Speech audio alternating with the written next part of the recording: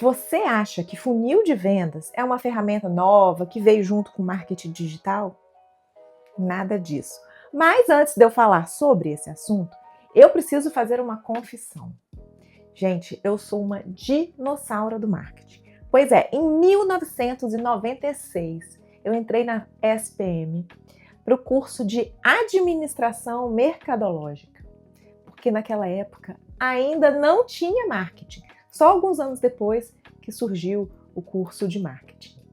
Então, desde essa época que eu conheço funil de vendas como a principal ferramenta para a gestão de marketing e vendas.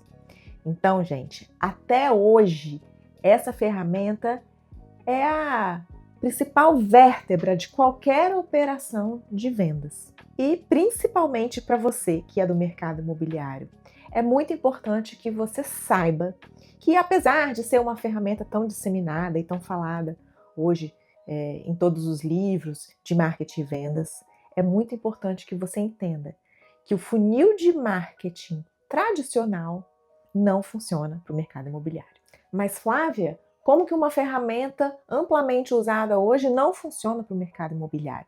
Na verdade, o problema não está no conceito, mas sim na forma como nós usamos. Grande parte dos gestores fazem uso da ferramenta como um controle de atividades da equipe e não como uma ferramenta real de tomada de decisão da sua estratégia de marketing e vendas. Por isso, o que a gente mais vê por aí são funis cheios de leads lá na boca e, na verdade, uma conversão mínima, um pinga-pinga de clientes lá embaixo, que para o mercado imobiliário só gera frustração e uma falsa sensação de controle.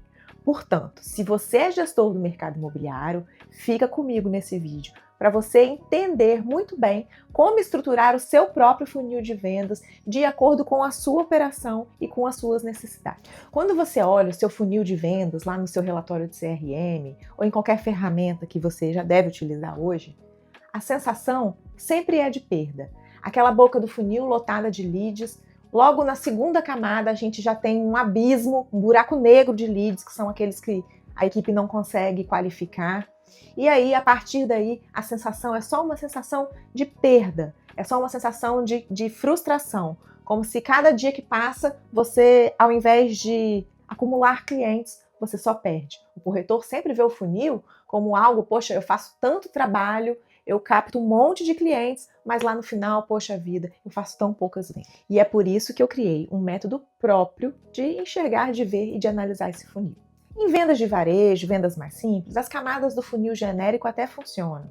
Aquele padrão de visitante, lead, prospect, oportunidade, venda e pós-venda até pode fazer algum sentido. Porém, no mercado imobiliário, a gente sabe que uma negociação pode demorar meses e, por isso, o caminho, a jornada do cliente não é tão simples assim, né? Quantas vezes o cliente está próximo da decisão, volta atrás, troca de produto, tem o crédito reprovado e aí tem que começar o processo de compra todo de novo. Então, por isso que a gente precisa detalhar, estratificar cada etapa do funil e principalmente usar essa etapa não com o objetivo de controlar a conversão, mas sim com o objetivo de entender o que eu preciso fazer para avançar o meu cliente de uma etapa X para uma etapa Y. Pois é, porque se o corretor tem só o foco na venda final, esse caminho pode ser cansativo e frustrante.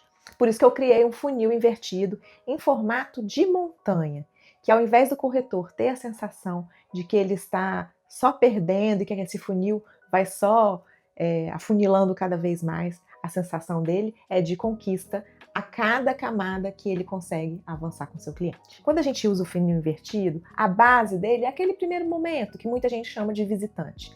Para o mercado imobiliário, eu gosto de estratificar esse momento em duas partes.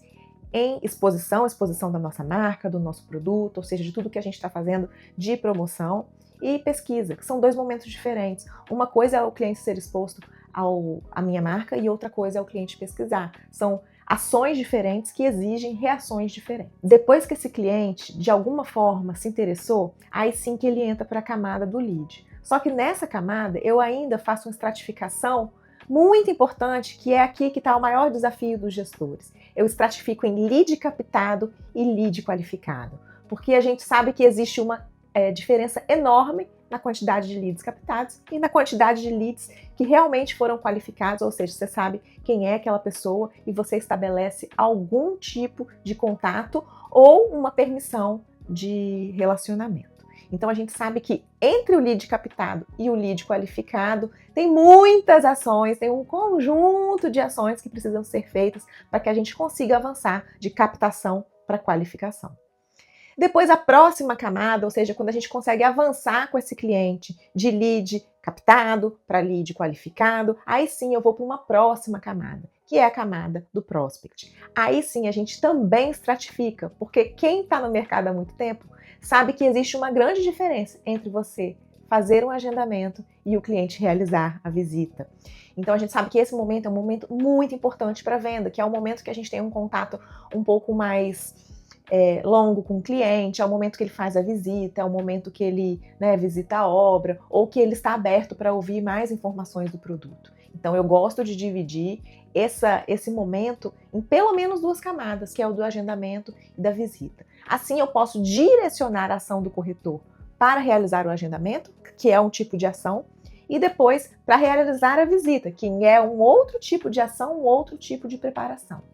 Beleza, uma vez que esse cliente realizou essa visita, que você conseguiu fazer esse atendimento, seja de uma forma mais objetiva, ou mais que isso tenha se prolongado um pouco, ele tenha levado esposa, mulher, cachorro, papagaio, uma vez que você conseguiu avançar com esse cliente desse momento de visita, aí sim a gente vai para a próxima camada, aí que a gente vai para a camada de oportunidade, que é quando realmente o cliente demonstra interesse, e aí a gente subdivide também essa camada em negociação e proposta, que são momentos diferentes. O processo de negociação ele pode durar meses, é aquele momento que você vai discutir preço, condição, é que você vai escolher a unidade, andar, vaga, enfim, tudo que envolve uma venda imobiliária que a gente sabe que é muito mais complexa do que um produto de varejo, por exemplo. E aí sim, esse cliente da negociação, o próximo passo desse cliente, ele avança para uma proposta. E aí a gente caminha com essa proposta, dependendo do processo comercial da empresa, pode ser um processo um pouco mais longo, ou se a empresa tem uma agilidade, esse processo é mais rápido. E aí, só assim que a gente avança para uma outra camada. A gente avançou para a camada do contrato e depois finalmente para a camada final, que é a camada da venda. E muitas vezes a gente ainda, dependendo do perfil do produto, alguns produtos econômicos, a gente avança ainda para uma camada mais, que é o pagamento do sinal antes da venda.